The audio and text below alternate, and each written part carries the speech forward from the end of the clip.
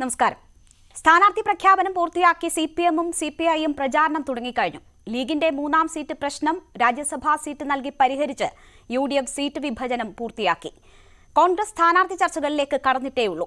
ചർച്ചകൾക്കായി കെപിസിസി അധ്യക്ഷനെയും പ്രതിപക്ഷ നേതാവിനെയും ഹൈക്കമാൻഡ് ഡൽഹിക്ക് വിളിപ്പിച്ചു. 3ാം തീയതിയാണ് ചർച്ച. വയനാട്ടിൽ രാഹുൽ മത്സരിക്കുമോ എന്നതിൽ ആകാംക്ഷ തുടരുകയാണ്. ഹൈക്കമാൻഡ് തീരുമാനത്തിനായി കാക്കുകയാണ് സംസ്ഥാന നേതൃത്വം. ആലപ്പുഴയിലുമുണ്ട് അനിശ്ചിതത്വം. കണ്ണൂരിൽ സുധാകരൻ എത്തുമോ എന്ന കാര്യത്തിലും അന്തിമ തീരുമാനമായിട്ടില്ല. സ്ഥാനാർത്ഥി നിർണയം കോൺഗ്രസിന് പ്രതിസന്ധിയായോ? കോൺഗ്രസ് പിന്നിൽ പോയത് എന്തുകൊണ്ട്? പരിശോധിക്കാം. സ്വാഗതം.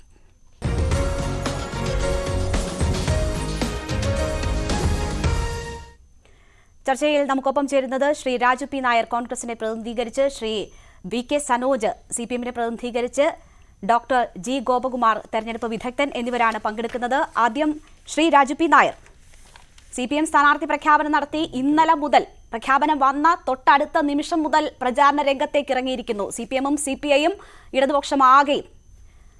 നിങ്ങൾ സീറ്റ് വിഭജനം ഇന്ന് പൂർത്തിയാക്കിയിട്ടേ ഉള്ളൂ, വൈകലൊന്നും ഉണ്ടായിട്ടില്ല എന്ന് പ്രതിപക്ഷ നേതാവ് പറയുന്നു. എങ്കിൽ പോലും ജനങ്ങൾ നോക്കുമ്പോൾ ഒരു ഭാഗം അവർ തെരഞ്ഞെടുപ്പിൽ സജീവമായി കഴിഞ്ഞു. നിങ്ങളിപ്പോഴും ഏതൊക്കെ സീറ്റിൽ ആരൊക്കെ മത്സരിക്കുമെന്ന കാര്യത്തിൽ തീരുമാനമാകാതെ നിൽക്കുന്നു.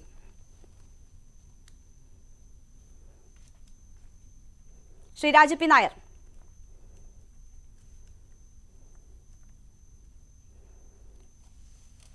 ശ്രീ രാജു പി നായർ കേൾക്കാമോ? ഹലോ, കേൾക്കാമോ? എന്റെ ചോദ്യം കേട്ടിരുന്നോ? കേൾക്കാം. ചോദ്യം കേട്ടിരുന്നോ? ശരി. സ്ഥാനാർത്ഥി നിർണയം വൈകുന്നു എന്നുള്ളതാണ് അങ്ങയുടെ ചോദ്യം എന്ന് ഞാൻ മനസ്സിലാക്കുന്നു. അതെ, മുഴുവനായിട്ട് കേട്ടില്ലെങ്കിലും കുറച്ച് കേട്ടത് അങ്ങനെയാണ്. സ്ഥാനാർത്ഥി നിർണയം വൈകുന്നു എന്നുള്ളതാണ്, സിപിഎമ്മിന്റെ ആയി എന്നുള്ളതാണ്. എന്തായാലും കോൺഗ്രസ് ഒരു ദേശീയ പാർട്ടിയാണ്. കോൺഗ്രസിൻ്റെ ദേശീയ പാർട്ടി എന്ന നിലയ്ക്ക് അതിനൊരു പ്രക്രിയയുണ്ട്. ആ പ്രക്രിയയ്ക്ക് ശേഷം മാത്രമേ സ്ഥാനാർത്ഥി നിർണയം പൂർത്തിയാക്കി പ്രഖ്യാപനം നടക്കുകയുള്ളൂ. ഇതെന്തായാലും ഒരു ഓട്ടമത്സരമൊന്നും അല്ലല്ലോ. ആദ്യം പ്രഖ്യാപിക്കുന്ന ആൾ ജയിക്കും എന്ന് തീരുമാനിക്കാൻ ജനങ്ങൾ വോട്ട് ചെയ്യുന്നത് അതിൻ്റെ ഇഷ്യൂസിനെ ബേസ് ചെയ്തിട്ടാണ്. ഈ സംസ്ഥാനത്ത് നടക്കുന്ന രാഷ്ട്രീയ പ്രചരണങ്ങളും അല്ലെങ്കിൽ രാഷ്ട്രീയ നീക്കങ്ങൾ കാലാവസ്ഥയ്ക്കനുസരിച്ചാണ് ജനങ്ങൾ വോട്ട് ചെയ്യുന്നത്.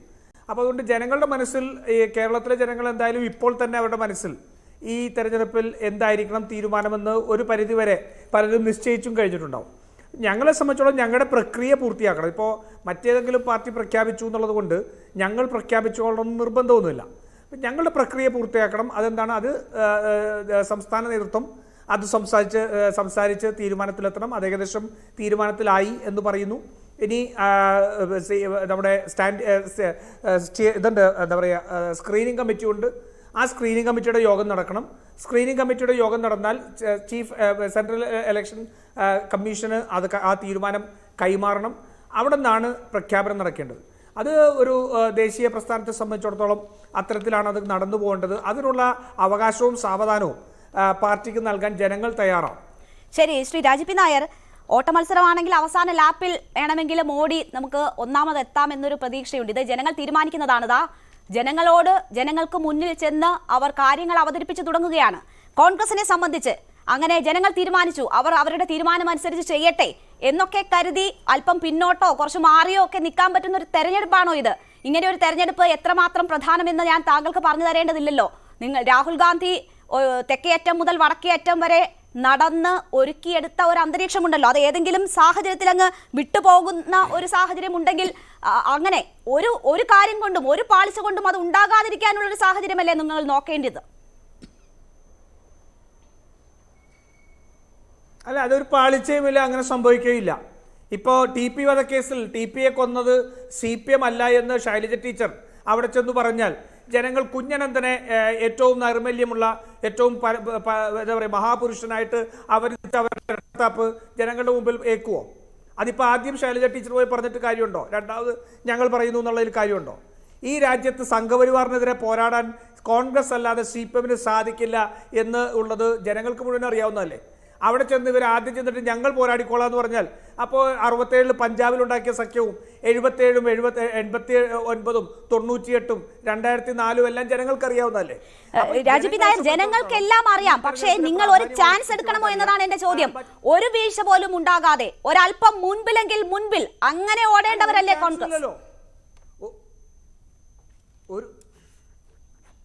ഒരു ചാൻസും ഇല്ലല്ലോ. ഇപ്പൊ രേണുവിന് ഏതൊക്കെ സീറ്റ് സംബന്ധിച്ചാണ് സംശയമുള്ളത്? എന്റെ അടുത്തൊന്ന് പറയാമോ? വയനാട്ടിൽ രാഹുൽ ഉണ്ടോ? ഉണ്ടോ? അല്ല, അത് ഇന്നലെ കഴിഞ്ഞ തവണ നിങ്ങൾക്ക് അത്രയും വലിയ ഒരു റിസൾട്ട് തന്നത് രാഹുലിന്റെ സാന്നിധ്യമാണെന്ന് നിങ്ങൾ പറയുന്നു. ആ രാഹുൽ ഉണ്ടോ ഇല്ലയോ എന്നത് ഈ രാത്രിയില്ല ഇപ്പോ ഞങ്ങളോട് പറയാൻ രാജു പി നായർക്ക് കഴിയുമോ? കഴിഞ്ഞ തെരഞ്ഞെടുപ്പിൽ രാഹുൽ ഗാന്ധി വയനാട്ടിൽ സ്ഥാനാർത്ഥിയാവും എന്നറിഞ്ഞത് എപ്പോഴായിരുന്നു രേണു?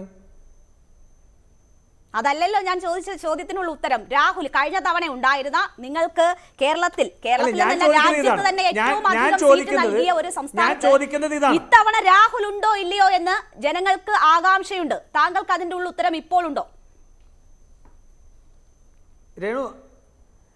രേണു, അതാണ് ഞാൻ പറഞ്ഞത്.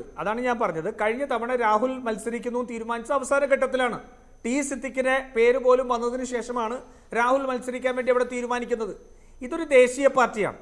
ഇത് സംസ്ഥാനത്തിലിരുന്നാൽ അഖിലേന്ത്യാ പാർട്ടി ആവുന്ന ഒരു പാർട്ടിയല്ല. അവിടെ CPM-നെ സംബന്ധിച്ച് എന്താ വെസ്റ്റ് ബംഗാളിൽ സ്ഥാനാർത്ഥിയെ പ്രഖ്യാപിക്കാത്തത്? CPM വെസ്റ്റ് ബംഗാളിൽ സ്ഥാനാർത്ഥിയായോ? ഞാൻ വെസ്റ്റ് ബംഗാളിൽ CPM സ്ഥാനാർത്ഥി പ്രഖ്യാപനം നടത്തുന്ന പ്രാധാന്യമേ കേരളത്തിലെ സ്ഥാനാർത്ഥി പ്രഖ്യാപനത്തിന് നിങ്ങൾ കാണുന്നുള്ളൂ എങ്കിൽ എനിക്കൊന്നും പറയാനില്ല ശ്രീ രാജു പി നായർ. ഞാൻ താങ്കളിലേക്ക് തിരിച്ചു വരാം. താങ്കൾ പ്രാഥമികമായി എന്തുകൊണ്ട് ഇത് വൈകുന്നു അല്ലെങ്കിൽ ഒരു വൈകുന്നില്ല എന്നുള്ളത് വിശദീകരിച്ചല്ലോ. അടുത്ത ഘട്ടത്തിൽ ഞാൻ താങ്കളിലേക്ക് തിരിച്ചെത്താം. ഒരു സെക്കൻഡ്. അതിനുള്ള ഏറ്റവും പ്രസക്തമായ വിശദീകരണം ഞാൻ തന്നു. ദേശീയ പാർട്ടി എന്ന നിലയ്ക്ക് ഈ രാഷ്ട്രീയ പാർട്ടിയുടെ പ്രക്രിയകൾ അനുസരിച്ച് മാത്രമേ പാർട്ടി പ്രഖ്യാപനം ഉണ്ടാവൂ. അത് കോൺഗ്രസ് എന്നും എടുത്ത നിലപാടാണ്. നിങ്ങൾക്ക് എന്തുകൊണ്ട് പ്രധാനമന്ത്രി സ്ഥാനാർത്ഥി ഇല്ല എന്നുള്ളത് എല്ലാ മാധ്യമങ്ങളും ചോദിച്ചു. ഞങ്ങളുടെ മറുപടി എന്താ?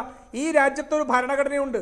ആ ഭരണഘടനാ പ്രകാരം പ്രധാനമന്ത്രിയെ തീരുമാനിക്കാൻ ഉള്ള അവകാശം ജയിച്ചു വരുന്ന MP-മാർക്കാണ്. അതിനു മുമ്പ് ഞങ്ങളൊരു തീരുമാനം എടുക്കില്ല എന്നുള്ള പ്രഖ്യാപനം ഞങ്ങൾ എടുത്തിട്ടുണ്ട്. അത് കോൺഗ്രസ് പാർട്ടി ഇത്തരത്തിലുള്ള ജനാധിപത്യ അവകാശങ്ങളെ ഇപ്പോഴും മാനിച്ചുകൊണ്ട് അതിനനുസരിച്ച് തീരുമാനമെടുക്കുന്ന പാർട്ടിയാണ്. അപ്പൊ പാർട്ടിയുടെ ഘടന പ്രകാരമുള്ള സ്ക്രീനിംഗ് കമ്മിറ്റി ചേർന്ന് CEC ചേർന്നതിന് ശേഷം പ്രഖ്യാപനം ഉണ്ടാവും. ശരി. ശ്രീ VK സനോജ്, ഇവിടെ നിങ്ങൾ കാത്തിരിക്കുകയായിരുന്നു ലീഗുമായിട്ടുള്ള സീറ്റ് ഷെയറിംഗ് എങ്ങനെ പൂർത്തിയാകുമെന്ന്. അവിടെ നിങ്ങളെ കൊണ്ട് ഉണ്ടാക്കാൻ കഴിയുന്ന അത്ര തരത്തിൽ നിങ്ങൾ അതിന് എണ്ണ ഒഴിച്ചു കൊടുത്തു. ആ പ്രശ്നത്തിൽ ആളിക്കത്തിക്കാൻ ശ്രമിച്ചു. പക്ഷേ അവർ വളരെ രമ്യമായി തന്നെ ആ പ്രശ്നം പരിഹരിച്ചിരിക്കുകയാണ്.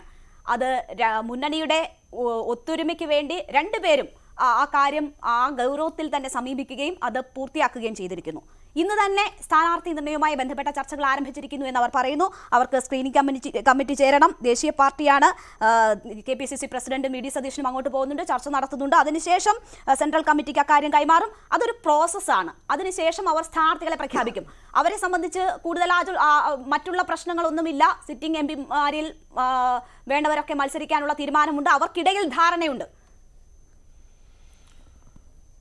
അല്ല, കോൺഗ്രസിൻ്റെ നേതൃത്വം അതിപ്പം രാജു പി നായർ പറഞ്ഞതുപോലെ അവർക്ക് വിവിധ കമ്മിറ്റികളും അതുമായി ബന്ധപ്പെട്ട കാര്യങ്ങളൊക്കെ നടക്കട്ടെ.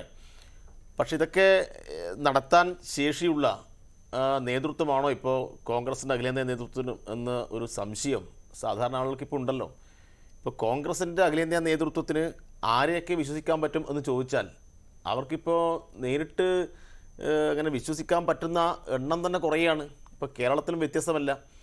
കോൺഗ്രസിൻ്റെ അഖിലേന്ത്യാ നേതൃത്വം അവർ ഇന്നലെ ഉണ്ടായിട്ടുള്ള ഞെട്ടലിൽ നിന്ന് വിമുക്തമായിട്ടില്ല. പിന്നെയല്ലേ കേരളത്തിലെ സീറ്റുമായി ബന്ധപ്പെട്ട ചർച്ചകൾ ഇങ്ങോട്ട് നടത്തേണ്ടത്. ഇപ്പം മനു അഭിഷേക് സിംഗ്വിയെ രാജ്യസഭയിലേക്ക് ഭൂരിപക്ഷ പ്രകാരം തിരഞ്ഞെടുത്തയക്കാമെന്ന ധാരണ ഉണ്ടായപ്പോൾ ഹിമാചലിൽ എന്ത് സംഭവിച്ചു? ഇപ്പോൾ രാജു പി നായർ വലിയ ആവേശത്തോടെ പറഞ്ഞല്ലോ, ഫാസിസത്തെ നേരിടാൻ, സംഘപരിവാറിനെ നേരിടാൻ കോൺഗ്രസ്സാണ് മുന്നിൽ നിൽക്കുക എന്ന്. ഇതൊക്കെ എന്താ പറയുക, ആളുകൾ ഇതൊക്കെ തമാശയോടുകൂടി മാത്രമേ കാണൂ. ഇതൊക്കെ കോമഡിയായിട്ട് ആളുകൾ കാണുകയാണ്. അപ്പോൾ രാജ്യത്ത് 11 കോൺഗ്രസിൻ്റെ മുൻ മുഖ്യമന്ത്രിമാർ അവർ പൂർണ്ണമായും കോൺഗ്രസിനകത്ത് നിന്ന് വിവിധങ്ങളായ സ്ഥാനങ്ങൾ അലങ്കരിച്ച് മുഖ്യമന്ത്രിയായി, കേന്ദ്രമന്ത്രിയായി അവരെല്ലാം ഇപ്പോൾ BJP പാളയത്തിലേക്ക് പോയി. ഇപ്പോൾ 68 MLA-മാരുണ്ടായിരുന്ന 3 സ്വതന്ത്രരടക്കം 71 വോട്ട് കിട്ടുമായിരുന്ന ഹിമാചലിൽ എന്തുകൊണ്ട് കോൺഗ്രസിൻ്റെ അഖിലേന്ത്യാ നേതൃത്വം മുൻനിർത്തിയിട്ടുള്ള സ്ഥാനാർത്ഥി തോറ്റുപോയി? അപ്പോൾ അത് തന്നെ അവരിങ്ങനെ അങ്കലാപ്പോടെ നോക്കിക്കൊണ്ടിരിക്കുകയാണ്. ഇപ്പോൾ കേരളത്തിൽ ഇപ്പോൾ സ്ഥാനാർത്ഥി നിർണ്ണയം കാര്യങ്ങളൊക്കെ നടത്തണമെങ്കിൽ അവർ ഇനിയും ഒരുപാട് ബുദ്ധിമുട്ടും. കാരണം എനിക്ക് തോന്നിയാൽ ഞാൻ BJP-യിലേക്ക് പോവും എന്ന് പറയുന്ന ഒരു KPCC പ്രസിഡൻ്റാണ് ഇവിടെയുള്ളത്. മറ്റേ ഗോൾവാൾക്കറുടെ മുന്നിൽ പോയി ഒച്ചാനിച്ച് നിന്നിട്ട് ഫോട്ടോയുടെ മുന്നിൽ നിന്നിട്ട് അതിന് വിളക്ക് തെളിയിക്കുന്ന പ്രതിപക്ഷ നേതാവാണ് ഇവിടെയുള്ളത്.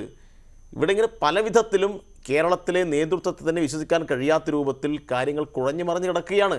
അതുകൊണ്ട് സ്ഥാനാർത്ഥി നിർണ്ണയം എന്നൊക്കെ പറഞ്ഞാൽ ഇവർ പറയുന്ന പോലെ എന്തോ സ്ക്രീനിങ് കമ്മിറ്റി യോഗം ചേർന്നാൽ ഉടൻ തന്നെ നടക്കും എന്നൊന്നും നമ്മൾ പ്രതീക്ഷിക്കേണ്ടതില്ല. അപ്പോൾ അതുകൊണ്ട് സംഘപരിവാറിനെതിരായിട്ടുള്ള പോരാട്ടത്തിൻ്റെ നേതൃനിരയിൽ കോൺഗ്രസിനെ കേരളത്തിലെ ജനങ്ങൾ വിശ്വസിക്കുന്നില്ല. അതുകൊണ്ട് ഇവർ സ്ഥാനാർത്ഥിയെ നിർണ്ണയിച്ചാലും ഇല്ലെങ്കിലും കേരളത്തിലെ ജനങ്ങൾ ഒരു തീരുമാനമെടുത്തു കഴിഞ്ഞു. കേരളത്തിലെ ജനങ്ങൾ 2004 ആവർത്തിക്കാൻ ആവശ്യമായിട്ടുള്ള ഇടപെടൽ നടത്തും എന്ന കാര്യത്തിൽ തർക്കമില്ല. കാരണം ഓരോ ദിവസവും ഞെട്ടലുളവാക്കുന്ന വാർത്തകളാണ് കോൺഗ്രസ് നേതൃത്വം ഉണ്ടായിക്കൊണ്ടിരിക്കുന്നത്. ആരിതിനകത്ത് ഉറച്ചു നിൽക്കും എന്ന് പറയാൻ കഴിയില്ല, ഒരു ഗ്യാരണ്ടിയുമില്ല. അപ്പോൾ ഇത്രയും കാലം കേരളത്തിലെ ജനങ്ങൾ ഉൾപ്പെടെ സംഘപരിവാരത്തിന് ബദലായി രാഹുൽ ഗാന്ധി നേതൃത്വം കൊടുക്കുന്ന ഒരു കോൺഗ്രസ് ഉണ്ടാവും എന്നൊരു തെറ്റിദ്ധാരണ അവർക്കുണ്ടായിരുന്നു. ആ തെറ്റിദ്ധാരണ പൂർണ്ണമായും തിരുത്തുന്ന ഒരു തിരഞ്ഞെടുപ്പായിരിക്കും. അതുകൊണ്ട് കോൺഗ്രസിൻ്റെ സ്ഥാനാർത്ഥി നിർണ്ണയത്തിലൊന്നും കേരളത്തിലെ ജനങ്ങൾ കാത്തു നിൽക്കുന്നില്ല. കേരളത്തിലെ ഇടതുപക്ഷ മതനിരപേക്ഷ ചേരി കൂടുതൽ ശക്തിപ്പെട്ടു വരികയാണ്. അതിൻ്റെ ഏറ്റവും പ്രധാനപ്പെട്ട പ്രഖ്യാപനമായി ഈ തിരഞ്ഞെടുപ്പ് ഫലം മാറും. അതുകൊണ്ട് ഇടതുപക്ഷം കരുത്തരായ സ്ഥാനാർത്ഥികൾ അണിനിരത്തി ഇന്ത്യയുടെ പാർലമെൻറ്റിൽ ശക്തമായി ഇത്തരം കാര്യങ്ങൾ ഉന്നയിക്കുന്ന ആളുകൾ, കേരളത്തിലെ ഭരണ നേതൃത്വം കൊടുക്കുന്ന മന്ത്രിമാർ, MLA-മാർ, അങ്ങനെ വിവിധ തലങ്ങളിലുള്ള ആളുകൾ, ചെറുപ്പക്കാരുടെ പ്രതിനിധികൾ, എല്ലാ വിഭാഗം ആളുകളെയും പരിഗണിച്ചുകൊണ്ട് ഏറ്റവും മികച്ച ഒരു സ്ഥാനാർത്ഥി പട്ടിക കേരളത്തിൽ ഇടതുപക്ഷം അവതരിപ്പിച്ചിരിക്കുന്നു. പക്ഷേ ശ്രീ VK സനോജ്, നിങ്ങളെ സംബന്ധിച്ച് വലിയ തീരുമാനത്തിൽ വലിയ നൂലാമാലകളില്ല. ദേശീയ പാർട്ടി എന്നതിന്റെ കാര്യം രാജു പി നായർ ചൂണ്ടിക്കാട്ടുകയും ചെയ്തു. ഇവിടെ ഇപ്പോൾ സമരാഗ്നി ജാഥ, അത് നേരത്തെ തീരുമാനിക്കപ്പെട്ട ഒരു ജാഥയാണ്. അവരത് തുടങ്ങിയതാ നാളെ തിരുവനന്തപുരത്ത് സമാപിക്കാനിരിക്കുന്നേ ഉള്ളൂ. ആ ഒരു ജാഥ നടന്നു വരുന്നു. അതിൻ്റെയൊക്കെ പ്രോസസ്സുകളുണ്ട്. അത് നേരത്തെ തീരുമാനിച്ച് നടപ്പിലാക്കിക്കൊണ്ടിരിക്കുന്ന ജാഥയാണ്. നിങ്ങൾ ഇപ്പോൾ സ്ഥാനാർത്ഥിയെ പ്രഖ്യാപിക്കുമെന്ന് അവർക്ക് നേരത്തെ തന്നെ അറിയാനുള്ള സാഹചര്യമില്ലല്ലോ. ഇന്ന് KPCC അധ്യക്ഷൻ പറഞ്ഞിരിക്കുന്നത് സമരാഗ്നി ജാഥ അഗ്നിയിൽ സ്ഫുടം ചെയ്തെടുത്ത കാരിരുമ്പ് പോലെ കോൺഗ്രസിനെ ശക്തമാക്കിയിരിക്കുന്നു എന്നതാണ്. അപ്പോൾ അവർ ജാഥ നടത്തുന്നു, ജനങ്ങളെ കാണുന്നു, ജനങ്ങളുമായി കമ്മ്യൂണിക്കേഷൻ നടക്കുകയാണ്. അതിനുശേഷം അവരുടെ പ്രോസസ്സിലൂടെ തെരഞ്ഞെടുപ്പിൽ സ്ഥാനാർത്ഥികൾ വരും.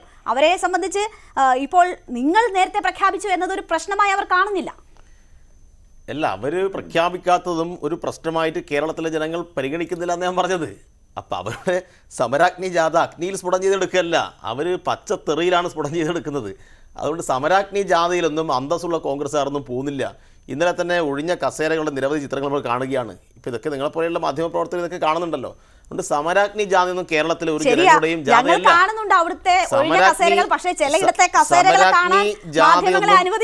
സമരാഗ്നി ജാഥയൊന്നും ഒരു എന്താ പറയുക, ഒരു തരത്തിലും വിജയിപ്പിക്കാൻ അവർക്ക് കഴിഞ്ഞിട്ടില്ല. അതുകൊണ്ട് അതിന്റെ പേരിലാണ് ഈ സ്ഥാനാർത്ഥി നിർണ്ണയം ഇങ്ങനെ നീണ്ടുപോകുന്നത് എന്നതും ഞങ്ങൾ വിശ്വസിക്കുന്നില്ല, കേരള ജനങ്ങൾ വിശ്വസിക്കുന്നില്ല. ശരി, എന്തായാലും ഞാൻ പറഞ്ഞ കാര്യത്തിലേക്ക് VK സനോജ് വരുന്നില്ല. ഞങ്ങൾ മാധ്യമങ്ങളെ അവിടെ പ്രവേശിപ്പിക്കുന്നതുകൊണ്ട് ഞങ്ങൾ ആ കാര്യങ്ങൾ കാണുന്നുണ്ട്. പക്ഷേ ചിലയിടങ്ങളിൽ നിന്ന് കടക്ക് പുറത്ത് ഇപ്പോഴും കേട്ടുകൊണ്ടിരിക്കുന്നുണ്ട് മാധ്യമങ്ങൾ. അതുകൊണ്ട് അവിടെ എന്ത് നടക്കുന്നു, ചോദിക്കുന്ന ചോദ്യങ്ങൾക്ക് എന്ത് മറുപടി നൽകുന്നു എന്നുള്ള കാര്യത്തിൽ നമ്മുടെ വിഷയം അതല്ലാത്തതുകൊണ്ട് നമ്മൾ അതിലേക്ക് പോകണം. അതെ, ഞാൻ ഡോക്ടർ G ഗോപകുമാർ, ഇവിടെ ഇപ്പോൾ തെരഞ്ഞെടുപ്പ് തീയതി പ്രഖ്യാപിക്കപ്പെട്ടിട്ടില്ല, വിജ്ഞാപനമൊന്നും വന്നിട്ടില്ല. തെരഞ്ഞെടുപ്പ് നടക്കും, അത് സംബന്ധിച്ചുള്ള ഒരുക്കങ്ങൾ രാഷ്ട്രീയ പാർട്ടികൾ പല തലങ്ങളിൽ നടത്തി വരികയാണ്. അതിന്റെ ഭാഗമായി ഇടതുപക്ഷത്തിന്റെ എല്ലാ സ്ഥാനാർത്ഥികളുമായി കഴിഞ്ഞിരിക്കുന്നു. അവർ തെരഞ്ഞെടുപ്പ് പ്രചാരണത്തിൽ തന്നെ സജീവമാകുന്ന ഒരു നിലയുണ്ടായി. കോൺഗ്രസിനെ സംബന്ധിച്ച് സിറ്റിംഗ് MP-മാരിൽ സാധ്യമായവരെല്ലാം മത്സരിക്കും എന്നൊരു സാഹചര്യമാണുള്ളത്. അപ്പോൾ തെരഞ്ഞെടുപ്പിൽ നേരത്തെ സ്ഥാനാർത്ഥികളെ പ്രഖ്യാപിക്കുക എന്നത് എന്തെങ്കിലും അഡ്വാൻറ്റേജ് രാഷ്ട്രീയ പാർട്ടികളെ സംബന്ധിച്ച് നൽകുന്നുണ്ടോ? ഇതൊരു ദേശീയ തെരഞ്ഞെടുപ്പാണ്, വളരെ പ്രാധാന്യമുള്ള തെരഞ്ഞെടുപ്പാണ്. അതുകൊണ്ട് തന്നെ പ്രഖ്യാപനം വൈകുന്നത് കൊണ്ട് എന്തെങ്കിലും തിരിച്ചടി ഉണ്ടാവും? നമുക്കറിയാമല്ലോ, രാഷ്ട്രീയം സന്ദർഭത്തിനനുസരിച്ച് മാറുന്ന ഒരു കലയും കൂടെയാണ്. അപ്പോൾ ആ നിലയ്ക്ക് തിരഞ്ഞെടുപ്പ് പടിവാതിൽക്കൽ വന്ന് നിൽക്കുന്ന ഈ സമയത്ത് പ്രഖ്യാപനം ഔപചാരികമായി വന്നില്ല എങ്കിൽ പോലും മുന്നോട്ട് പോകുന്ന സാഹചര്യങ്ങൾ എല്ലാ പാർട്ടികളെ സംബന്ധിച്ചിടത്തോളവും വളരെ വളരെ അത്യാവശ്യമാണ്. ആ നിലയ്ക്ക് ഇടതുപക്ഷം കുറച്ച് മുന്നേറി എന്ന് പറയുന്നതിൽ തെറ്റില്ല. കാരണം സന്ദർഭത്തിനനുസരിച്ച് ഒരു ആഖ്യാനം, ഒരു നറേറ്റീവ് പിടിച്ചടക്കാൻ അതിനുള്ളൊരു സാഹചര്യം സൃഷ്ടിക്കുന്നതിൽ കേരളത്തിലെ പരമ്പരാഗതമായ രണ്ട് മുന്നണികളും മത്സരിച്ച് നിൽക്കുന്ന സമയത്ത് ഈ ലോക്സഭാ തിരഞ്ഞെടുപ്പ് ഇത്രയും അടുത്തു വന്ന് നിൽക്കുകയും പൊതുവിൽ ദേശീയ തലത്തിൽ ഇന്ത്യ സഖ്യം നല്ല രീതിയിൽ പോകുന്നില്ല എന്നുള്ള പശ്ചാത്തലം നമുക്ക് അറിയാവുന്നത് കൊണ്ടും എൻ ഡി എക്ക് ചില ദേശീയ അഡ്വാൻറ്റേജസ് ഉള്ള പശ്ചാത്തലത്തിൽ വാസ്തവത്തിൽ കോൺഗ്രസ് കുറച്ചുകൂടി സ്മാർട്ട് ആകേണ്ടതാണ്.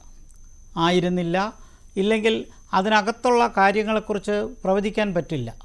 ഇപ്പോൾ 2004 പോലത്തെ ഒരു ഗ്രൂപ്പിസമോ പടലപ്പിണക്കങ്ങളോ അത്ര ശക്തമായിട്ടൊന്നും ഇല്ലെങ്കിലും ദേശീയ തിരഞ്ഞെടുപ്പിൽ കോൺഗ്രസ്സിന് കേരളത്തിൽ നിന്നുണ്ടാകുന്ന ഒരു പരമ്പരാഗത ഒരു അഡ്വാൻറ്റേജ് ഉണ്ട്. ചിലപ്പോഴൊക്കെ തെറ്റിയിട്ടുണ്ട്, പക്ഷേ കൂടുതൽ സമയം അഡ്വാൻറ്റേജ് ഉണ്ട്. ഇത്തവണ അഡ്വാൻറ്റേജ് എടുക്കാൻ കോൺഗ്രസ്സിന് കഴിയുമായിരുന്നു. ഇപ്പോഴും സമയം വൈകിയെന്ന് ഞാൻ തീർത്തും പറയണില്ല. പക്ഷേ പ്രത്യേകിച്ച് ദേശീയ തലത്തിൽ മോദി വിരുദ്ധ രാഷ്ട്രീയം കേരളത്തിൽ ശക്തമായിട്ട് ഓടുന്ന ഒരു കറൻസി ആയതുകൊണ്ട് ഇക്കാര്യത്തിൽ രണ്ട് മുന്നണികളിൽ മത്സരിക്കുന്നിടത്ത് അവിടെ കോൺഗ്രസ് വേണ്ട ഒരു ആവേശം കാണിച്ചില്ല എന്ന് വേണമെങ്കിൽ പറയാം. ഇപ്പോൾ മുസ്ലിം ലീഗിൻ്റെ 2 സ്ഥാനാർത്ഥികളും കേരള കോൺഗ്രസിൻ്റെ ഒരു സ്ഥാനാർത്ഥിയും പ്രഖ്യാപിച്ചത് നമുക്കറിയാം. ബാക്കി സ്ഥാനാർത്ഥികളെല്ലാം പഴയ സ്ഥാനാർത്ഥികളാണ് എന്ന് പറഞ്ഞെങ്കിലും ഇപ്പോൾ വയനാടിനെക്കുറിച്ചൊരു ഉറപ്പില്ല, മറ്റു സ്ഥലങ്ങൾ ആലപ്പുഴയെക്കുറിച്ച് ഉറപ്പില്ല. അപ്പോൾ ചുരുക്കത്തിൽ ഒരു ഒറ്റക്കെട്ടായി നീങ്ങുന്ന ഒരു അവസ്ഥ കോൺഗ്രസ്സിന് വരേണ്ട സമയം അതിക്രമിച്ചിരിക്കുകയാണ്.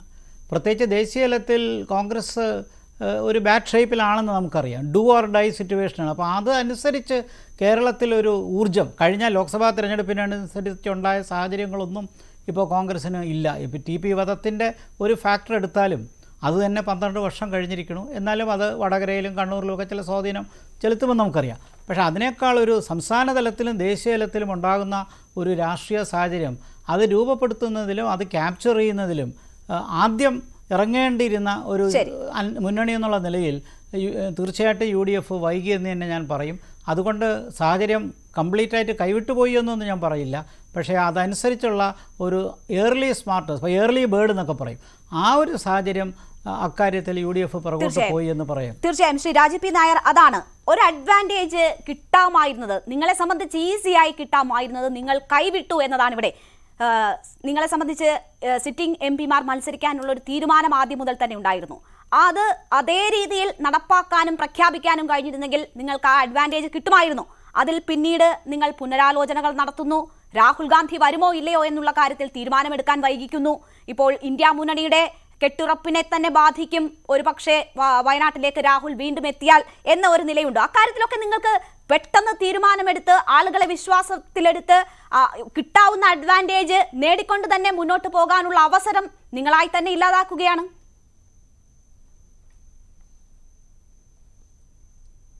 അല്ല, അതൊരു തെറ്റായ വായനയാണ്. എവിടെയാണ് ഞാൻ പറയട്ടെ, ഈ രാജ്യത്ത് സംഘപരിവാറിനെതിരായിട്ടുള്ള പോരാട്ടം കഴിഞ്ഞ ഭാരത് ജോഡോ യാത്രയോടുകൂടി ഏറ്റവും ശക്തമായ രീതിയിൽ മുന്നോട്ട് പോയിക്കൊണ്ടിരിക്കുകയാണ്. ഇപ്പോൾ ഭാരത് ജോഡോ ന്യായ് യാത്ര നടക്കുന്നു. അതും സംഘപരിവാറിനെതിരെ മണിപ്പൂരിൽ നിന്ന് മഹാരാഷ്ട്രയിലേക്കുള്ള ഒരു 14 സംസ്ഥാനങ്ങളോളം ബന്ധിപ്പിച്ചുകൊണ്ടുള്ള വലിയ ഒരു രാഷ്ട്രീയ പ്രചരണം നടന്നുകൊണ്ടിരിക്കുകയാണ്. ഈ രാഷ്ട്രീയമെല്ലാം ജനങ്ങൾ കണ്ടുകൊണ്ടിരിക്കുന്നതാണ്.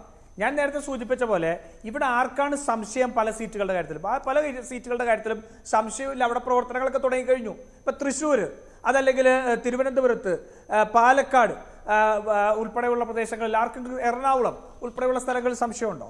ഇടുക്കിയിൽ സംശയമുണ്ടോ? ഞാൻ പറയുന്നത് രാഷ്ട്രീയ പാർട്ടികൾക്ക് അവരുടേതായ പ്രോസസ്സുണ്ട്. ആ പ്രോസസ്സ് എങ്ങനെയാണ് എന്ന് വെച്ചാൽ ആ പ്രോസസ്സ് നടന്നുപോട്ടെ. സ്ക്രീനിംഗ് കമ്മിറ്റി നോക്കാതെയും CEC കൂടാതെയും VD സതീശനും K സുധാകരനും കേരളത്തിലിരുന്ന് സ്ഥാനാർത്ഥി പ്രഖ്യാപനം നടത്താൻ സാധിക്കുമോ? ശ്രീ രാജീവ് പി നായർ, ഞാൻ VD സതീശനോ അല്ലെങ്കിൽ KPCC പ്രസിഡന്റോ സ്വമേധയാ ഒരു പ്രഖ്യാപനം നടത്തണമെന്നല്ല പറഞ്ഞത്. ഭാരത് ജോഡോ യാത്ര നടത്തി അതിന് നിങ്ങൾക്ക് അഡ്വാൻറ്റേജ് ഉണ്ടായി, അത് ചില തെരഞ്ഞെടുപ്പുകളിൽ പ്രതിഫലിച്ചു. അതുപോലെ തന്നെ നിങ്ങൾ 2 ഉപതെരഞ്ഞെടുപ്പുകളെ ഇവിടെ നേരിട്ടു. തെരഞ്ഞെടുപ്പ് വിജ്ഞാപനം വന്ന് അല്ലെങ്കിൽ പ്രഖ്യാപനം വന്ന് മണിക്കൂറുകൾക്കകം നിങ്ങൾക്ക് സ്ഥാനാർത്ഥിയെ പ്രഖ്യാപിക്കാനും പ്രചരണ രംഗത്ത് സജീവമാകാനും കഴിഞ്ഞു. അതിന്റെ അഡ്വാൻറ്റേജ് നിങ്ങൾക്കുണ്ടായി. അതുപോലെ തന്നെ നിങ്ങൾക്ക് അഡ്വാൻറ്റേജ് എടുക്കാൻ പറ്റുന്ന ഒരു സാഹചര്യമായിരുന്നു. എന്തിനാണ് ഹൈക്കമാൻഡ് രാഹുൽ വയനാട്ടിൽ മത്സരിക്കുമോ ഇല്ലയോ എന്നുള്ള തീരുമാനം ഇത്രയും വൈകിപ്പിക്കുന്നത്? രാഹുലിനെ വെല്ലുവിളിച്ചല്ലോ അമേഠിയിൽ മത്സരിക്കാൻ. അതിൽ മാത്രവുമല്ല ഇന്ത്യ മുന്നണിയിലെ മറ്റ് കക്ഷികൾ ഇവിടെ വന്ന് മത്സരിക്കുന്നതിൽ എതിർപ്പ് അറിയിച്ചിട്ടുണ്ടല്ലോ. CPM പോലും എതിർപ്പ് അറിയിച്ചിട്ടുണ്ടല്ലോ. CPI-ക്കെതിരെയാണ് നിങ്ങൾ മത്സരിക്കുന്നത്. നിങ്ങൾക്കൊപ്പം എല്ലാ സദസ്സിലും എല്ലാ വേദിയിലും പങ്കെടുത്തിട്ടുള്ള CPI-ക്കെതിരെയാണ് ഇവിടെ മത്സരിക്കുന്നത്. എന്ത് സന്ദേശമാണ് ഇത് നൽകുന്നത്? എന്തിനാണ് ഈ തീരുമാനം വൈകിപ്പിക്കുന്നത്?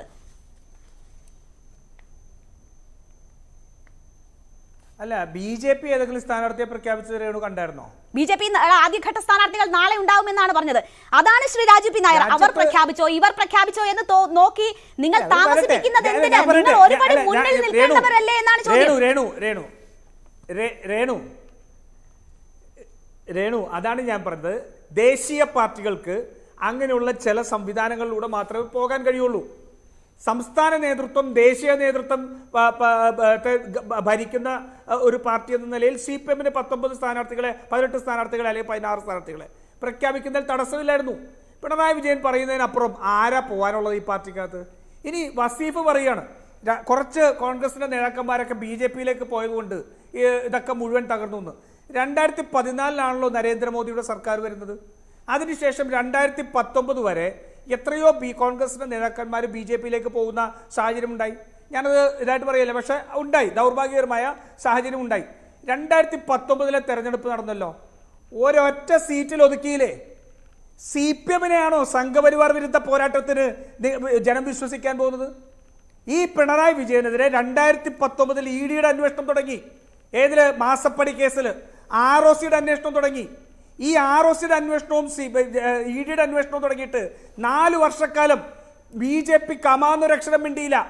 അതിനെ സംബന്ധിച്ച് ഒരു ചാനൽ ചോദിച്ചപ്പോൾ BJP-യുടെ ഒരു നേതാവ് പറഞ്ഞത്, ഞങ്ങൾ പിണറായി വിജയനെതിരെ കേസെടുത്ത് അകത്താക്കിയിട്ട് കോൺഗ്രസിന് അങ്ങനെ ഗുണമുണ്ടാക്കേണ്ടെന്നാ. അപ്പോൾ ഈ പരസ്യമായിട്ട് ഞാൻ ചരിത്രം പറഞ്ഞു, രഹസ്യമായിട്ട് പിണറായി വിജയൻ ഉണ്ടാക്കിയിട്ടുള്ള ബന്ധങ്ങൾ കേരളത്തിലെ ജനങ്ങൾക്ക് വ്യക്തമല്ലേ? അങ്ങനെ കേരളത്തിലെ ജനങ്ങൾക്ക് സംഘപരിവാറിന്റെ ആലയിൽ കൊണ്ട് കേരളത്തിലെ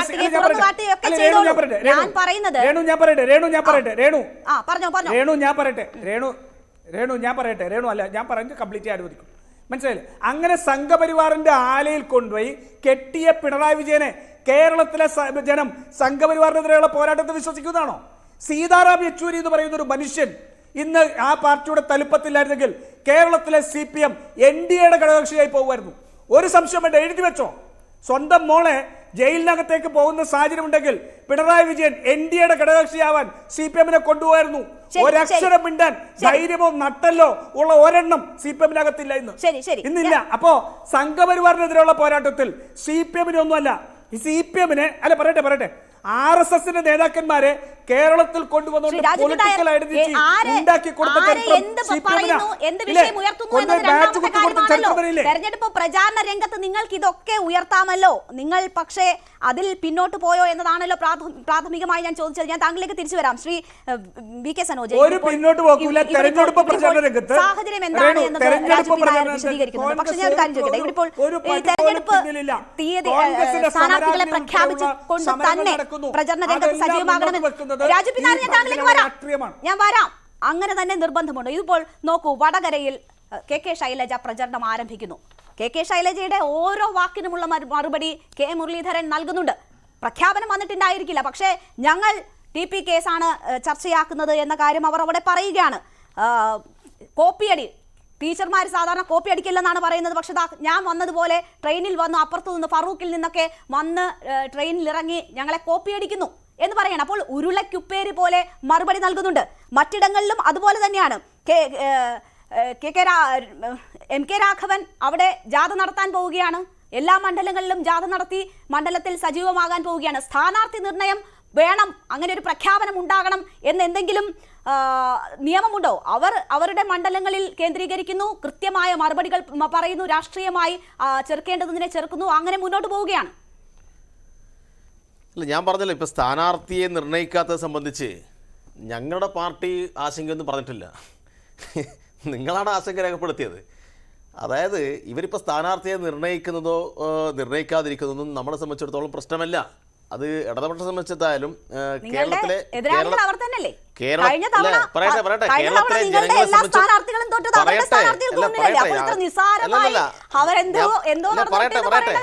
അതിന് ഉത്തരം പറയുന്നത് കേരളത്തിലെ ജനങ്ങൾ ഇവരുടെ സ്ഥാനാർത്ഥിയൊന്നും ഇപ്പോൾ പ്രതീക്ഷിക്കുന്നില്ല. രാജു പി നായർ ഇപ്പോൾ വളരെ നിസ്സാരമായിട്ടാണ് ഈ രാഷ്ട്രീയത്തെ കുറിച്ചൊക്കെ പറഞ്ഞത്. ഞങ്ങൾ വളരെ സീരിയസ് ആയിട്ടാണ് കാണുന്നത്. നമ്മുടെ രാജ്യത്തിൻ്റെ നിലനിൽപ്പുമായി ബന്ധപ്പെട്ട ഏറ്റവും സുപ്രധാനമായ ഒരു രാഷ്ട്രീയ പോരാട്ടമാണ്. ഈ രാഷ്ട്രീയ പോരാട്ടത്തിൽ കേരളത്തിലെ ഒരു കൊലപാതകമാണ് ചർച്ചയാവുക എന്ന രൂപത്തിലുള്ള കാര്യങ്ങളിലേക്കാണ് ഇപ്പോൾ പോകുന്നത്. കൊലപാതകമായി ചർച്ചയാകുന്നെങ്കിൽ കേരളത്തിൽ ആദ്യത്തെ കൊലപാതകം എന്നല്ലോ TP. ഒരുപാട് കൊലപാതകങ്ങൾ നടന്നിട്ടുണ്ട്, നടക്കാൻ പാടില്ലാത്ത കുറേ കാര്യങ്ങൾ നടന്നിട്ടുണ്ട്. അതൊക്കെ നമുക്ക് ആ നിലയിൽ ചർച്ച ചെയ്യാം. പക്ഷെ ഇവിടെ വളരെ നിർണായകമായ ഒരു ദേശീയ രാഷ്ട്രീയത്തെ മുൻനിർത്തിയിട്ട് അഭിപ്രായം പറയുന്നതിന് പകരം വളരെ ലളിതമായി ചില കാര്യങ്ങൾ അവതരിപ്പിക്കുകയാണ്. അപ്പം അങ്ങനെയുള്ള വില കുറഞ്ഞ ആരോപണങ്ങൾക്ക് ഞാൻ ഇപ്പോൾ മറുപടി പറയുന്നില്ല. ഇവിടെ ഇപ്പോൾ എന്താ പറയുന്നത്, സംഘപരിവാറിനെതിരായി ഭയങ്കരമായ പോരാട്ടം ഞങ്ങളാണ് നടത്തുന്നത്. ഇന്ത്യയിൽ ഇടതുപക്ഷം ഒരു പോരാട്ടവും നടത്തുന്നില്ല. സംഘപരിവാറിനെതിരായ ഭയങ്കര പോരാട്ടം തന്നെയാണ്. എങ്ങനെയാണ് പോരാടുന്നത്? ഈ പാവപ്പെട്ട ജനങ്ങളെ സംഘപരിവാരത്തിൻ്റെ ഈ തീവ്ര ഹിന്ദുത്വ അജണ്ടയെക്കുറിച്ചൊക്കെ പറഞ്ഞ് വോട്ട് വാങ്ങിക്കുക, എന്നിട്ട് ആ വോട്ട് പണച്ചാക്കിന് മുന്നിൽ അടിയറ വെക്കുക. അതിലിപ്പോൾ ചെയ്തത് എത്ര കോടിയാ ഈ രാജു പി നായരുടെ പാർട്ടിയുടെ നേതാക്കന്മാർ ഹിമാചൽ പ്രദേശിൽ വാങ്ങിയത്? എത്ര കോടിയാണ് വാങ്ങിയത്? ഈ രാജു പി നായർക്ക് അറിയാമോ? SM കൃഷ്ണയെ കർണാടകയുടെ മുൻ മുഖ്യമന്ത്രിയല്ലേ? ജഗദാംബിക പാൽ UP മുഖ്യമന്ത്രിയായിരുന്നില്ലേ? ഉത്തരാഖണ്ഡിൻ്റെ മുൻ മുഖ്യമന്ത്രിയല്ലേ വിജയ് ബഹുഗുണ? പഞ്ചാബിൻ്റെ മുൻ മുഖ്യമന്ത്രിയായിരുന്നില്ലേ അമരീന്ദർ സിംഗ്? ഒഡീഷ മുഖ്യമന്ത്രി ഗിരിധർ ഗോമാങ്, 3 തവണ ഉത്തർപ്രദേശിൻ്റെ മുഖ്യമന്ത്രി, 1 തവണ ഉത്തരാഖണ്ഡിൻ്റെ മുഖ്യമന്ത്രി NT തിവാരി, ഗോവയിൽ നിന്ന് ദിഗംബർ കാമത്ത്, മഹാരാഷ്ട്രയിൽ നാരായണൻ റാണെ, മഹാരാഷ്ട്രയിൽ തന്നെ അശോക് ചവാൻ, അരുണാചലിൽ പേമഗണ്ടു, ആന്ധ്രയിൽ കിരൺ കുമാർ റെഡ്ഡി. എത്ര പേരുകളാണ്! നമുക്കെന്നെ ഇത് വായിക്കുമ്പോൾ നാണക്കേട് തോന്നുകയാണ്. എന്നിട്ട് ഒരു എന്താ പറയുക, ലെവലേശം ഞാൻ പ്രയോഗിക്കുന്നതിൽ എന്താ പറയേണ്ടതെന്ന്. എന്നിട്ട് ഇവിടെ വന്നിട്ട് സംഘപരിവാരത്തിനെതിരായിട്ട് ഞങ്ങളങ്ങ് പൊരുതും എന്ന് പറയുകയാണ്. ഒറ്റ കൊടുക്കുകയാണ്. ഈ രാജ്യത്തിൻ്റെ മതനിരപേക്ഷതയെ മുൻനിർത്തിയിട്ട് ഈ പാവപ്പെട്ട ജനങ്ങൾ സംഘപരിവാരത്തിനെതിരായിട്ട് ഈ കോൺഗ്രസ്സാണ് അവസാന പ്രതീക്ഷ എന്ന് കരുതിയിട്ടാണ് ഈ 2019 അതിന് മുന്നേ എല്ലാം ഇവർക്ക് വോട്ട് ചെയ്തത്. ഇവർ ആ വോട്ട് വാങ്ങിയിട്ട് പണച്ചാക്ക് കാണുമ്പോൾ അത് പോയി വീഴുകയാണ്. താങ്കൾ ഇങ്ങനെ ദേശീയ തലത്തിൽ മതേതരത്വം സംരക്ഷിക്കാൻ നിങ്ങൾ ഒരുമിച്ചാണെന്ന കാര്യം മറക്കരുത്. അത് തന്നെയാണ് ഞങ്ങളും പറയുന്നത്. ഞങ്ങൾ മുന്നോട്ട് വെക്കുന്ന ശക്തമായ മതനിരപേക്ഷ കാഴ്ചപ്പാട്, ആ മതനിരപേക്ഷ കാഴ്ചപ്പാട് മുൻനിർത്തിയിട്ട് ഞങ്ങൾ കേരളത്തിൽ സ്ഥാനാർത്ഥികളെ പ്രഖ്യാപിക്കുന്നു, അതുമായി ബന്ധപ്പെട്ട പ്രവർത്തനം നടത്തുന്നു. അതിനെ എത്രമാത്രം ലാഘവത്തോടു കൂടിയാണ്, എത്രമാത്രം അധിക്ഷേപത്തോടു കൂടിയിട്ടാണ് ഈ രാജു പി നായർ അവതരിപ്പിക്കുന്നത്. നിങ്ങളൊരു കാര്യം മനസ്സിലാക്കേണ്ടത്, BJPക്കെതിരായിട്ട് കർണാടകയിലെ കോൺഗ്രസ് എടുത്ത നിലപാട് നമ്മളിപ്പോൾ കണ്ടതല്ലേ. കേരളത്തിലെ CPM, കേരളത്തിലെ ഇടതുപക്ഷം ഡൽഹിയിൽ പോയി സമരം നടത്തി. ആർക്കെതിരെയാ സമരം? കേന്ദ്ര ഗവൺമെന്റിനെതിരായിട്ടുള്ള സമരം. ചരിത്രത്തിലാദ്യമായിട്ട് ഫെഡറൽ തത്വങ്ങൾ ലംഘിച്ച് ഇത്രമാത്രം സാമ്പത്തികമായ ഉപരോധം ഒരു സംസ്ഥാനത്ത് ഏർപ്പെടുത്തുമ്പോൾ പറയട്ടെ, സംഘപരിവാരത്തിനെതിരായ വലിയ പോരാട്ടം നടത്തുന്ന ഈ കോൺഗ്രസിന്റെ 18 MLA-മാർ എന്ത് ചെയ്യായിരുന്നു അവിടെ? ഒന്നും ചെയ്തിട്ടില്ല. അതുകൊണ്ട് ഇവരുടെ സ്ഥാനാർത്ഥിക്കൊന്നും ഒരു പ്രസക്തിയും ഇവിടെ ഇല്ല. കേരളത്തിൽ ഇവർ സ്ഥാനാർത്ഥി നിർത്തിയിട്ടില്ലെങ്കിൽ അത്രയും നല്ലത്. ഒന്നും നിങ്ങളോടുള്ള എതിർപ്പ് കൊണ്ട് പറയുന്നതല്ല. ഞാനായാലും VK സനോജ് ആയാലും നിങ്ങൾ ഈ കാണിക്കുന്ന ലാഘവത്വം വിഷമിപ്പിക്കുന്നത് കൊണ്ട് പറയുന്നതാണ്. തിരിച്ചെത്താം ശ്രീ ഡോക്ടർ ഗോപകുമാർ, താങ്കളിലേക്ക് ഞാൻ തിരിച്ചെത്താം. നമുക്കൊരു ടൈം ബാൻഡ് ആഡ് ഉള്ളതുകൊണ്ടാണ്. അതിനുശേഷം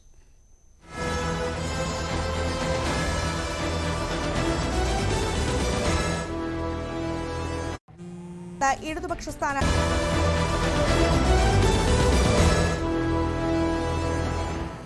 വീണ്ടും ചർച്ചയിലേക്ക്. ഡോക്ടർ ഗോപകുമാർ, എന്താണ് ഈ തെരഞ്ഞെടുപ്പിനെ നിർണയിക്കുന്ന ഘടകം എന്ന ഒരു ചോദ്യമുണ്ടല്ലോ.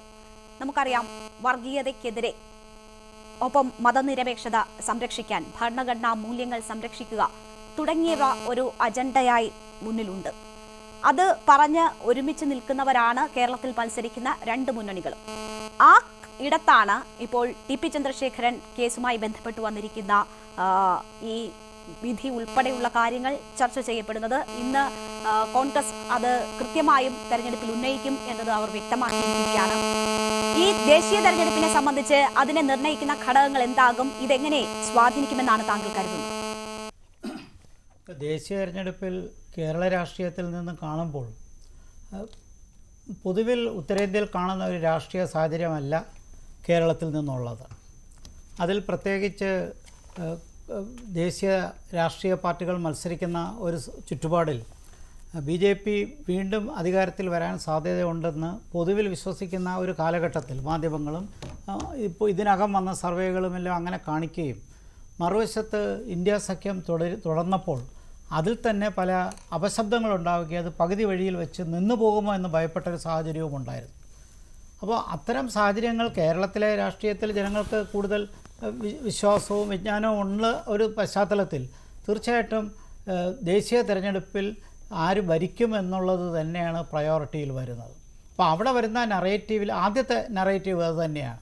അത് പഴയ കാലത്താണെങ്കിൽ കോൺഗ്രസ്സിന് ഉണ്ടായിരുന്നൊരു അഡ്വാൻറ്റേജ് സ്റ്റെബിലിറ്റിക്ക് വേണ്ടിയുള്ളൊരു തീമുണ്ട്, സ്ഥിരതയ്ക്കുള്ളൊരു ഭരണത്തിന് കോൺഗ്രസ്സിനെ വോട്ട് ചെയ്യണം എന്നുള്ളൊരു കാഴ്ചപ്പാട് ലോക്സഭാ തെരഞ്ഞെടുപ്പിൽ പലപ്പോഴും കോൺഗ്രസ്സിന് ഗുണം ചെയ്തിട്ടുണ്ട്.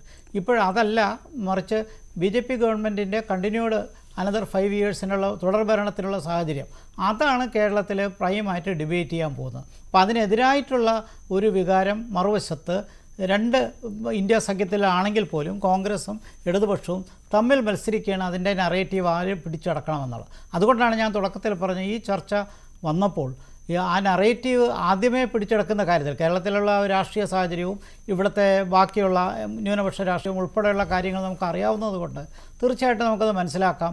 ഇതിൽ കൂടുതൽ സ്മാർട്ടായിട്ട് അല്ലെങ്കിൽ കൂടുതൽ ആർട്ടിക്കുലേറ്റായിട്ട് കാണിക്കുന്ന വിഭാഗത്തിലേക്ക് ജനങ്ങൾക്കൊരു വിശ്വാസം വരാൻ സാധ്യതയുണ്ട്.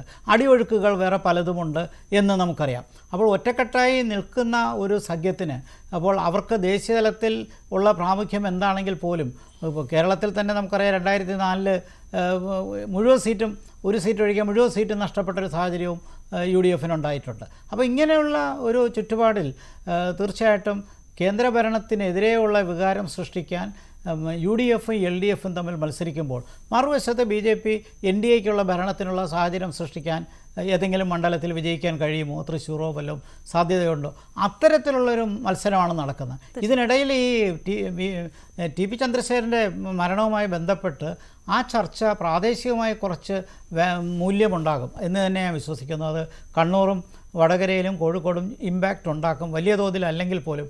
ആ വിധി ഇപ്പോൾ വന്നത് തീർച്ചയായിട്ടും കോൺഗ്രസ്സിന് അതെടുത്ത് കത്തിക്കാൻ പറ്റുന്ന ഒരു ആയുധം തന്നെയാണ്. 2-3 മണ്ഡലങ്ങളിലെങ്കിലും അതിൻ്റെ സ്വാധീനമുണ്ടാകും, അക്രമ രാഷ്ട്രീയത്തെക്കുറിച്ചുള്ള സാഹചര്യവും ഉണ്ടാകും. അതിനോടൊപ്പം തന്നെ ഈ ദേശീയ തെരഞ്ഞെടുപ്പിലെ പ്രധാനപ്പെട്ട കാര്യം അടുത്ത 5 വർഷം രാജ്യം ഭരിക്കുന്നതിലുള്ള ഈ 3 മുന്നണികൾ തമ്മിലുള്ള മത്സരം, ഇതാണ് ഈ നറേറ്റീവിൽ വരേണ്ടത്. അപ്പോൾ ആ നിലയ്ക്ക് ഇനി തെരഞ്ഞെടുപ്പ് 10-12 ദിവസം പ്രഖ്യാപിക്കുന്നുള്ളത് ഉറപ്പാണ്. അത് ഇപ്പോൾ തന്നെ ഈ ആഖ്യാനത്തിൽ മുൻപന്തിയിൽ വരാൻ മുന്നണികൾ മത്സരിക്കേണ്ട ഒരു സാഹചര്യമാണ്. അതിൽ സ്ഥാനാർത്ഥി നിർണ്ണയം ഇപ്പോൾ ഇവിടെ നമുക്കറിയാം, സ്ഥാനാർത്ഥി നിർണ്ണയം നടത്തുമ്പോൾ എന്തെങ്കിലും അപശബ്ദമുണ്ടെങ്കിൽ അത് മാധ്യമങ്ങൾക്ക് കൂടുതൽ വാല്യൂ ഉണ്ടാക്കും.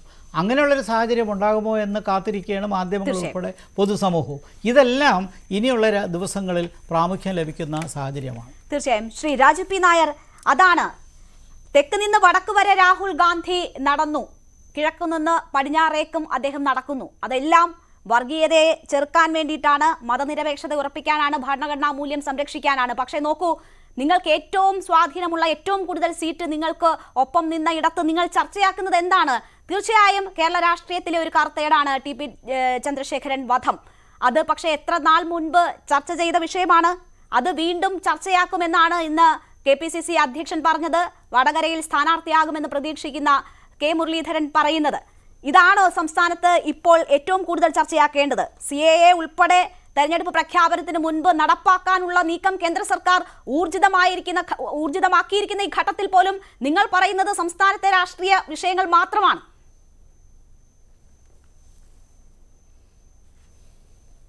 ഒരിക്കലല്ല.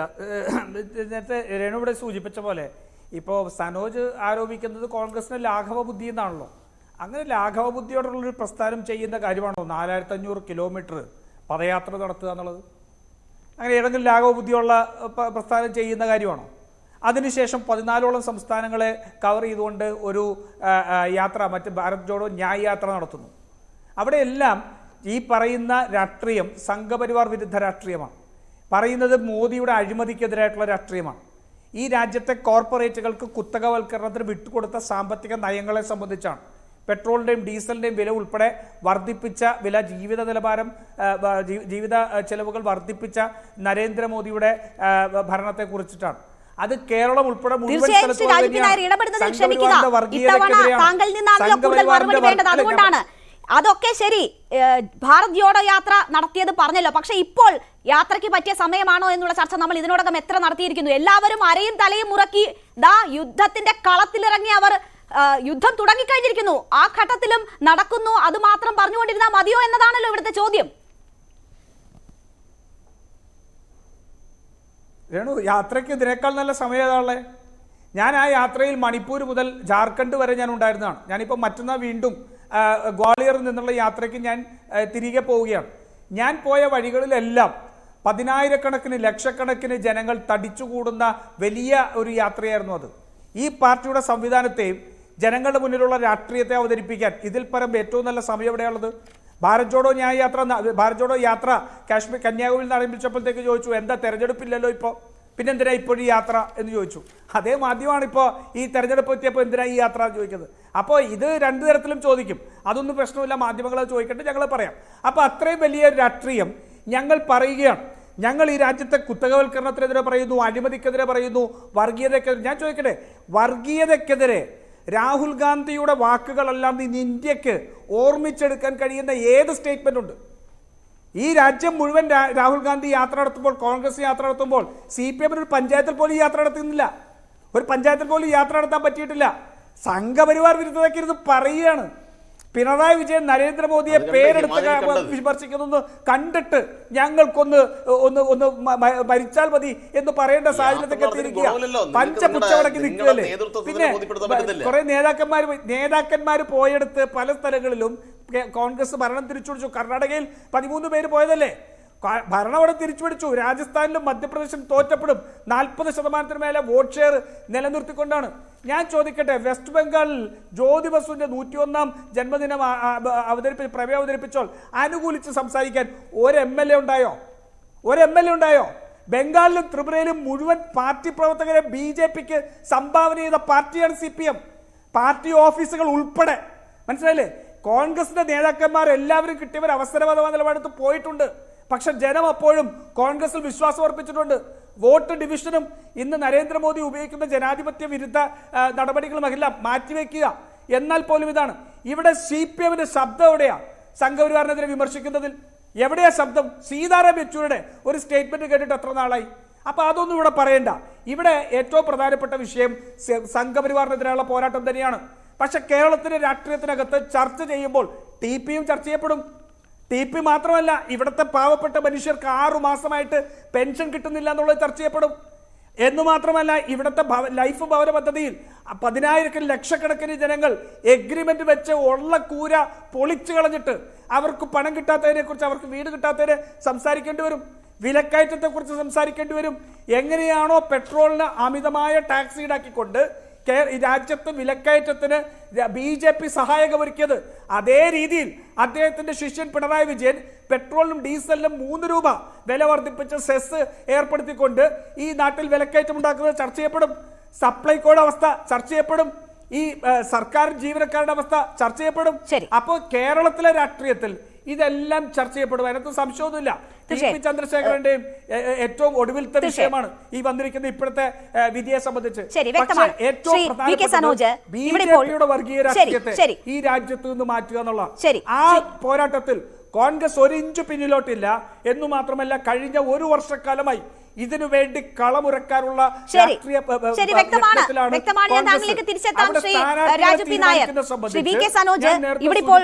നടപടിക്രമങ്ങളുണ്ട്. പക്ഷേ മിക്ക സ്ഥാനാർത്ഥികളും അവിടെ എല്ലാം പ്രവർത്തനം രേണു സൂചിപ്പിച്ച പോലെ പറഞ്ഞു തുടങ്ങി. പോസ്റ്റർ അടിക്കാനും മതിലെഴുതാനും വോട്ട് ചോദിക്കാനും ഔദ്യോഗിക പ്രഖ്യാപനം വരണം.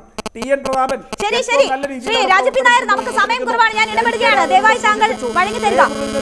ശ്രീ രാജപി നായർ, ഞാൻ താങ്കളിലേക്ക് തിരിച്ചെത്താം. ശ്രീ VK സനോജ്, ഇവിടെ ഇപ്പോൾ നോക്കൂ, രാജ്യത്ത് മോദിയെ എതിർക്കുന്നതിൽ ആരാണ് മുന്നിൽ എന്നതിൽ ഒരു സംശയമുണ്ടോ? രാഹുൽ ഗാന്ധി എന്ന പേര് ഏത് കൊച്ചു കുഞ്ഞിനോട് ചോദിച്ചാലും പറയും ആ രാഹുൽ ഗാന്ധിയാണ് ദേശീയ തലത്തിൽ നിങ്ങളുടെ പോലും ഐക്കൺ. ആ ഒരു സാഹചര്യത്തിൽ അത് ജനങ്ങളെ ബോധ്യപ്പെടുത്തുക കോൺഗ്രസിനെ സംബന്ധിച്ച് അത്ര ബുദ്ധിമുട്ടുള്ള കാര്യമാണോ? ശ്രീ രാജപി നായർ, ഞാൻ താങ്കളിലേക്ക് തിരിച്ചെത്താം.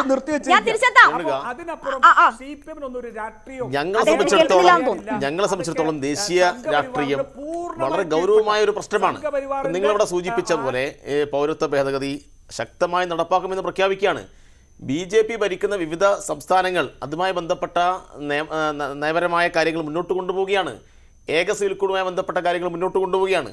അപ്പോൾ ഇത്തരമൊരു രാഷ്ട്രീയ പരിസ്ഥിതിയിൽ ഞങ്ങളുടെ സ്വാധീനത്തിനനുസരിച്ചുള്ള പ്രവർത്തനങ്ങൾ ഏറ്റവും ശക്തമായി സംഘടിപ്പിക്കുന്നുണ്ട്. അതുകൊണ്ടാണ് ഫെഡറൽ തത്വങ്ങൾ ലംഘിച്ചുകൊണ്ട് BJP ഇതര സംസ്ഥാന സർക്കാരുകളെ വേട്ടയാടാൻ വേണ്ടി BJP ഗവൺമെൻറ് മുന്നോട്ട് വന്നപ്പോൾ അങ്ങ് ഡൽഹിയിൽ പോയി സമരം നടത്തി. ഡൽഹിയിൽ കേരളത്തിലെ മന്ത്രിമാരും MLA-മാരും കേരളത്തിൽ നിന്നുള്ള ചില MP-മാരെല്ലാം അവിടെ പോയി സമരം നടത്തിയപ്പോൾ ആ സമരത്തെ പരിഹസിച്ചവരാണിവർ. BJP വിരുദ്ധമായ ആശയത്തെ മുൻനിർത്തി സംഘപരിവാറിനെതിരായിട്ടുള്ള ഭരണഘടന സംരക്ഷിക്കാൻ ആവശ്യമായിട്ടുള്ള സമരം കേരളത്തിലെ ഇടതുപക്ഷം നടത്തുമ്പോൾ അതിനോട് പരിഹാസം. എന്നാൽ അതേ മുദ്രാവാക്യം തന്നെ വെച്ച് ആര് സമരം നടത്തി? കർണാടകയിലെ കോൺഗ്രസ് സമരം നടത്തി. ഞങ്ങൾ നടത്തിയ സമരത്തെ പഞ്ചാബിൻ്റെ മുഖ്യമന്ത്രി, ഡൽഹിയുടെ മുഖ്യമന്ത്രി, AAP ഉൾപ്പെടെയുള്ള രാഷ്ട്രീയ പാർട്ടികൾ അവരെല്ലാം അംഗീകരിക്കുന്ന നിലയുണ്ടായി. കാശ്മീരിന് മുൻ മുഖ്യമന്ത്രി വന്നിട്ട് ഇടതുപക്ഷം കേരളം നടത്തിയ ആ സമരത്തെ അഭിവാദ്യം ചെയ്തു, സംസാരിച്ചു. അതുകൊണ്ട് ഇടതുപക്ഷം വളരെ കൃത്യമായും ഇന്ത്യൻ രാഷ്ട്രീയത്തിൽ അത്തരം നിലപാടുകൾ മുന്നോട്ട് വെക്കുന്നു, ആ ഉത്തരവാദിത്വം നിർവഹിക്കുന്നു. ഇവരിപ്പോ പറയട്ടെ, രാഹുൽ ഗാന്ധിയുടെ നടത്തത്തെ കുറിച്ചാണ് പറയുന്നത്. നിങ്ങൾ രാജീവ് പി നായർ അരമണിക്കൂർ പ്രസംഗിച്ചല്ലോ. രാഹുൽ ഗാന്ധി നടക്കുകയും രാഹുൽ ഗാന്ധി ഇന്ത്യയിൽ ഈ BJP വിരുദ്ധമായിട്ടുള്ള ആശയത്തെ മുൻനിർത്തിയിട്ടുള്ള ഒരു സമരനായകൻ ആവണം എന്നിന് ഞങ്ങൾ ആഗ്രഹിക്കുന്നത്. പക്ഷേ ഫലം വിപരീതമാണ്. രാഹുൽ ഗാന്ധി ഓരോ കിലോമീറ്റർ പിന്നിടുമ്പോഴും ഇവിടെ അവശേഷിക്കുന്ന ഓരോ കോൺഗ്രസിന്റെ MLA-യും MP-യും മുൻ മുഖ്യമന്ത്രിയും മുൻ കേന്ദ്രമന്ത്രിമാരെല്ലാം കൂറുമാറി പോവുകയാണ്. ഞാൻ ഈ ഹിമാചൽ പ്രദേശിനെ കുറിച്ച് ആവർത്തിച്ച് പറഞ്ഞിട്ടും രാജീവ് പി നായർ ഞാൻ ചോദിക്കട്ടെ, ഇവിടെ ഇപ്പോൾ നിങ്ങൾക്ക് നിങ്ങളെ സംബന്ധിച്ച് ഉയർത്താൻ കഴിയുന്ന വിഷയങ്ങൾ ഇതാണ്. അതിനപ്പുറം കോൺഗ്രസിനെ സംബന്ധിച്ച് ഇവിടെ നിങ്ങൾക്കെതിരെയുള്ള ഭരണവിരുദ്ധ വികാരം അത് മുതലാക്കുക എന്ന ഒരു ലക്ഷ്യം കൂടിയുണ്ട്.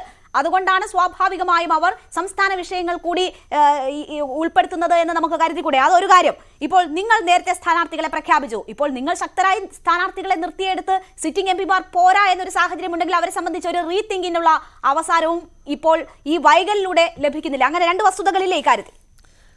ഞാൻ പറഞ്ഞല്ലോ, 2019 കേരളത്തിലെ ജനങ്ങൾക്ക് അബദ്ധം സംഭവിച്ചിട്ടുണ്ട്.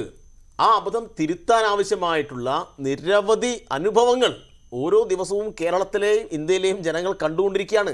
അതുകൊണ്ട് രാഹുൽ ഗാന്ധിയുടെ നേതൃത്വത്തിൽ BJP-ക്കെതിരായിട്ട് എന്തെങ്കിലും ഒരു സംഭവം ഉണ്ടാവുമെന്ന് നമുക്കങ്ങനെ രാഹുൽ ഗാന്ധി മാത്രം നേതൃത്വത്തിലാണെങ്കിൽ ഒരിക്കലും സംഭവിക്കാൻ വേണ്ടി പോകുന്നില്ല.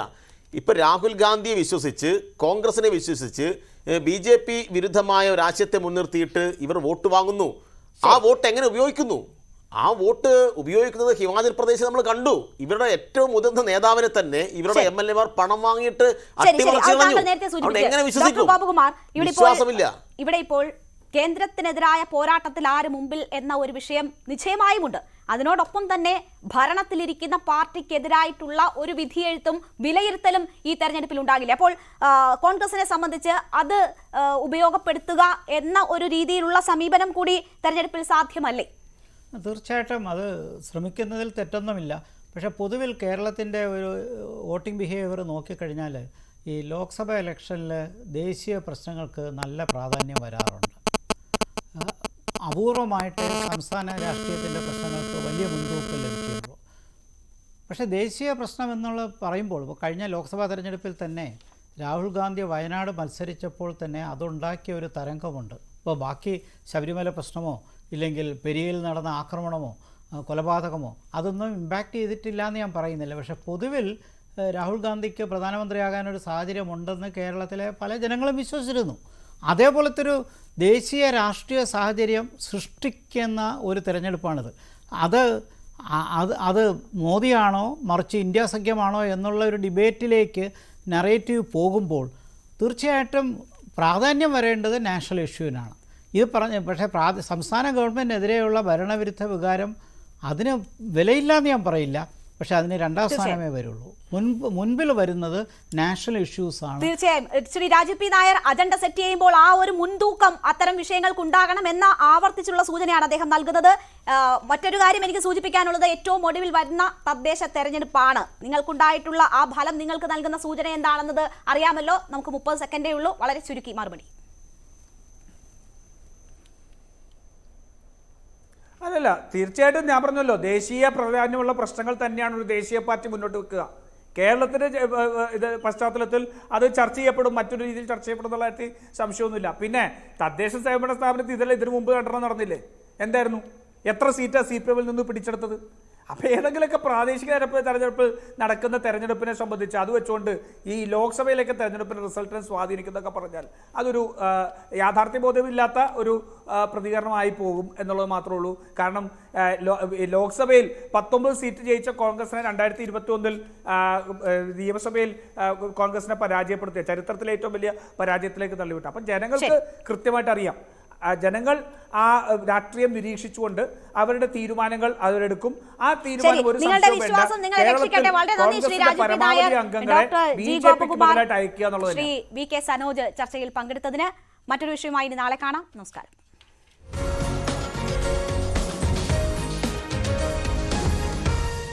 സമയത്ത് കഴിക്കണേ. AICC